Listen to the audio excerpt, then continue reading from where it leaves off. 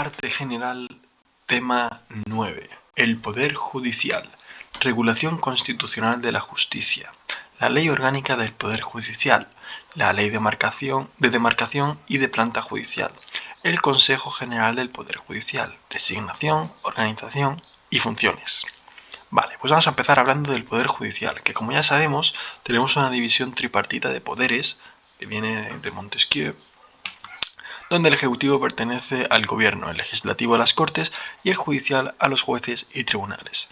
La función judicial es hoy la más poderosa, pues son la boca de la ley, de forma que controla a los otros dos poderes, tanto el Ejecutivo como el contencioso, tanto el Ejecutivo por la vía contenciosa administrativa como el Legislativo por la vía constitucional, y a su vez crea derecho a través de la jurisprudencia, que viene establecido en el Código Civil al establecer como fuente de derecho que la jurisprudencia completará el ordenamiento jurídico con la doctrina que de modo reiterado establezca el Tribunal Supremo al interpretar y aplicar la ley, la costumbre y los principios generales del derecho.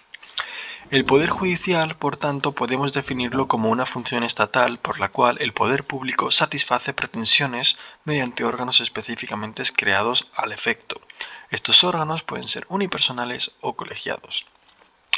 Respecto a la regulación constitucional de la justicia, el Poder Judicial es el único que tiene la denominación de poder en nuestra Carta Magna y se regula en el título sexto de los artículos 117 a 127 de la Constitución. El artículo 117.1 establece que la justicia emana del pueblo y se administra en nombre del rey por los jueces y magistrados integrantes del Poder Judicial, independientes, inamovibles, responsables y sometidos únicamente al imperio de la ley.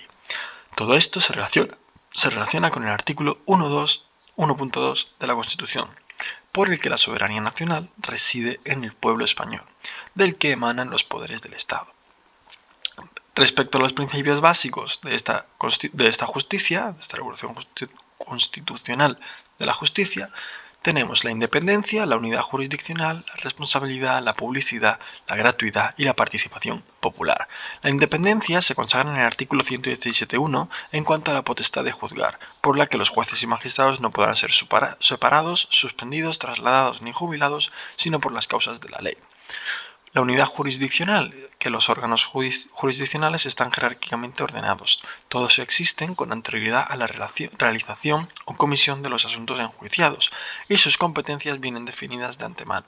El artículo 117.5 de la Constitución dice que es la base de la organización y funcionamiento de los tribunales. Respecto a la responsabilidad, es la responsabilidad por la actuación de los tribunales plasmada en la Constitución española, diciendo que los daños causados por error judicial, así como los que sean consecuencia del funcionamiento normal de la Administración de Justicia, darán derecho a una indemnización a cargo del Estado, tal como dice el artículo 121 de la Constitución, por lo que tenemos también la responsabilidad por la actuación de los tribunales. Entonces, la publicidad es el siguiente y se desprende del artículo 120 de la Constitución, por el que las actuaciones de los jueces deberán ser públicas. La gratuidad, regulada en el artículo 14 de la Constitución y en el artículo 119, de forma que se establece que la justicia será gratuita cuando así lo disponga la ley respecto de quienes acrediten insuficiencia de recursos para litigar. Esto se regula en el artículo 14 en relación a la igualdad de los españoles. Realmente el concepto de gratuidad se regula en el artículo 119 de la Constitución. Luego, la participación popular puede deducirse del ejercicio de la acción popular y de la posibilidad de formar parte de los tribunales, diciendo en el artículo 125 que los ciudadanos podrán ejercer la acción popular y participar en la administración de justicia mediante la institución del jurado, así como en tribunales consuetudinarios y tradicionales.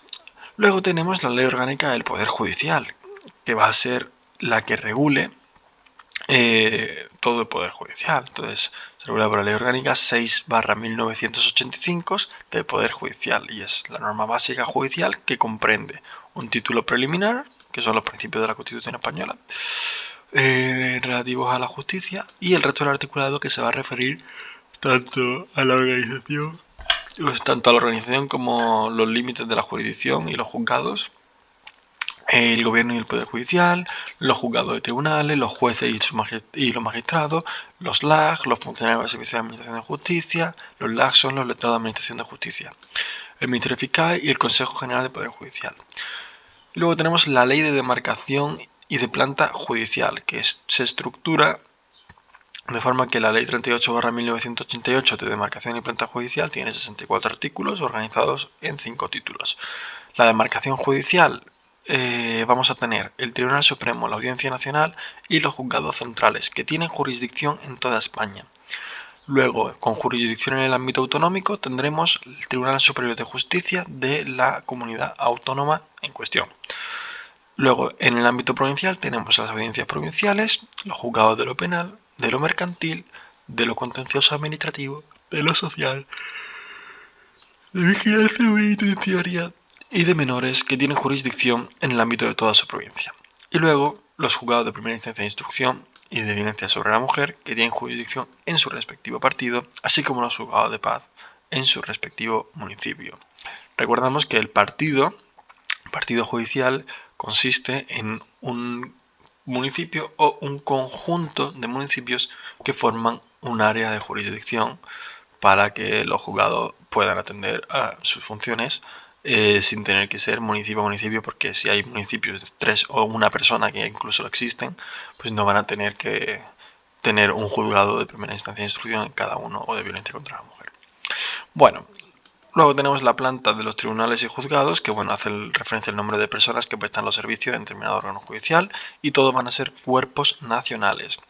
La ley de demarcación y planta judicial 38/1988 dice que solo se ocupa de establecer el número de jueces y magistrados en cada órgano judicial. Luego tenemos el Consejo General del Poder Judicial, su designación, organización y funciones.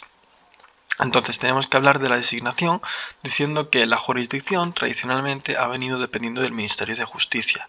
Sin embargo, la necesidad de autogobierno de la justicia para lograr su independencia hizo que la Constitución en 1978 por fin consagrara una verdadera organización independiente al crearse el Consejo General del Poder Judicial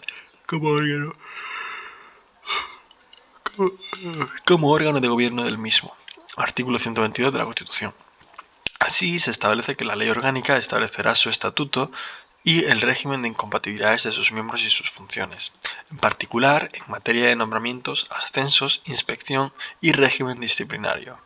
En el artículo 122 de la Constitución se establece además que el Consejo General del Poder Judicial estará integrado por el presidente del Tribunal Supremo, que lo presidirá, y por 20 miembros nombrados por el Rey por un periodo de 5 años. De estos 12 serán entre jueces y magistrados de todas las categorías judiciales. 8 serán elegidos entre abogados y otros juristas de reconocido prestigio con más de 15 años de ejercicio en su profesión.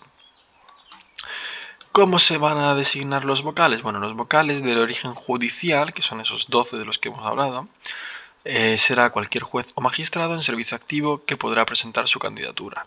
Aquel que desee presentar su candidatura podrá elegir entre prestar el aval de 25 miembros de carrera judicial en servicio activo o de una asociación judicial. Contra la proclamación definitiva cabrá recurso contencioso administrativo. La designación de vocales deberá respetar la siguiente estructura. 3 deberán ser del Tribunal Supremo, 3 de más de 25 años de antigüedad y 6 que no tengan restricción por antigüedad.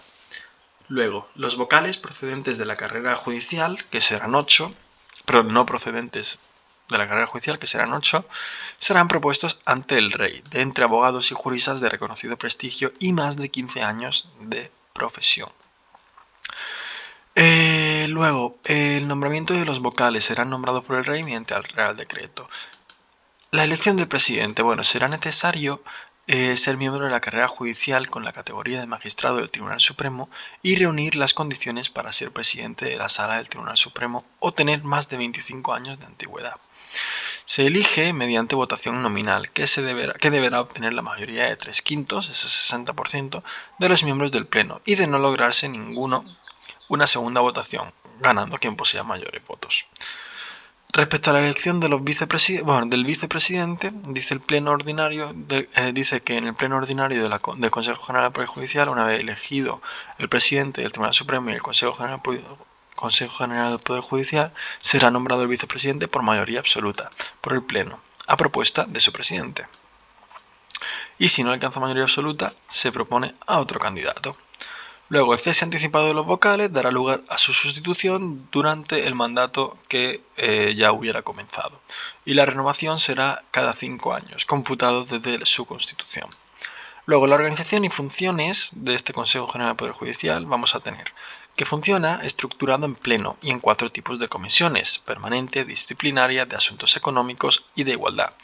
Y les compete al Pleno, por ejemplo, la propuesta de nombramiento de miembros del Tribunal Constitucional, presidente de la Sala del Tribunal Supremo y de los Tribunales Superiores de Justicia de la Comunidad Autónoma. Luego la audiencia en nombramiento del Fiscal General del Estado y resolver los recursos de alzada contra el Tribunal Superior de Justicia de la Comunidad Autónoma, así como ejercer la potestad reglamentaria dentro del propio Consejo General del Poder Judicial.